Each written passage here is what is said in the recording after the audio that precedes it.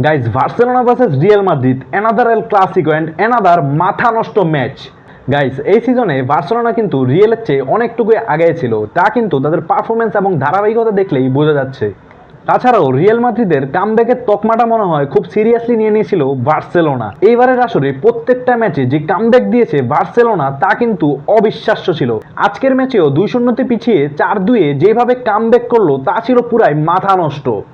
Barcelona বনাম Real Madrid match মানে এক অন্যরকম উত্তেজনা। তবে এই সিজনে বার্সেলোনা কিন্তু রিয়াল মাদ্রিদের চেয়ে অনেকটাই এগিয়ে ছিল।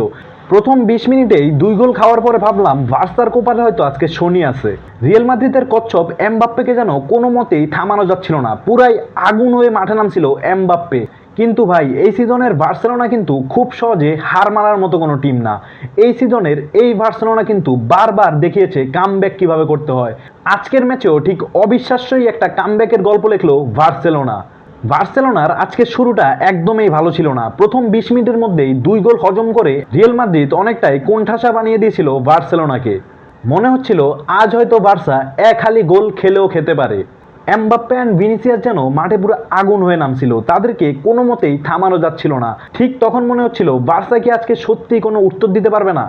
কিন্তু ভাই, এই সিজনের বার্সা যেন এক অন্য লেভেলের দল। তারা কিন্তু কোনো মতেই পরাজয়কে খুব সহজে বরণ করতে চায় না। ঠিক যেমন আজকেও 30 মিনিটের পরে আবারও কিন্তু বাজির দান চেঞ্জ হয়, বার্সা কিন্তু একটা দুর্দান্ত কামব্যাক করে।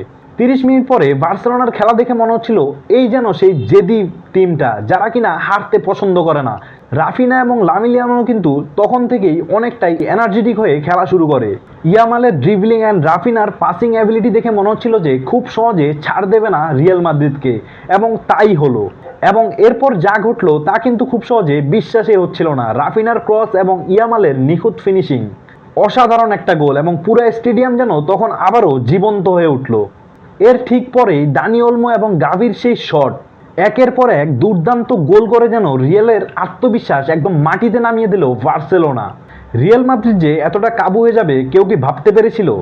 এমবাপ্পে, ভিনিসিয়াস এবং রদ্রিগোরা যেন একদমই নিস্তব্ধ হয়ে গেল। প্রথম দিকে বার্সার ডিফেন্সকে কিছুটা নড়বড়ে মনে হলেও দ্বিতীয়ার্ধে তাদের ডিফেন্স ছিল অনেকটাই অসাধারণ। তাদের ডিফেন্স কিন্তু দ্বিতীয়ার্ধে অনেকটাই ভালো রোল প্লে করছে। বিশেষ করে রিয়াল মাদ্রিদের হাতে অনেকগুলো চান্স ক্রিয়েট হয়েছিল দ্বিতীয়ার্ধে গোল করার, কিন্তু সেখানে কিন্তু বার্সার ডিফেন্স অনেক ভালোভাবেই সেখানে ট্যাকেল দিতে পারছে। যদিও বার্সাও কিন্তু 70 এবং 74 মিনিটের সময় 2টা ইজি গোল মিস করে। সেই 2টা গোল হলে কিন্তু গোলের স্কোরটা আরও বাড়লেও বাড়তে পারত। অবশেষে বার্সেলোনা কিন্তু আজকের ম্যাচটা 4-3 ব্যবধানে জিতে, এবং শেষের দিকে বার্সেলোনা একটা গোল দিলেও তা কিন্তু বাতিল হিসেবে গণ্য হয়। যদিও সেই গোলে খুব একটা পার্থক্য হয় না, কারণ বার্সেলোনা এই ম্যাচটা জিতে যায়। এবং রিয়াল মাদ্রিদের 3টাই স্কোর করে এমবাপ্পে। তিনি কিন্তু আজকের ম্যাচে দুর্দান্ত খেলছেন। বার্সার এই ধরনের পারফরমেন্স কিন্তু বার্সা ফ্যানরা এই সিজনে অনেকটাই এনজয় করতেছে। বার্সা ফ্যানদের চেয়ে সুখী মনে হয় এই সিজনে আর কেউ নাই। ভিস্কা বার্সা, ভিস্কা কাতালোনিয়া। তো গাইস, আপনাদের মতামত জানাবেন কমেন্ট বক্সে।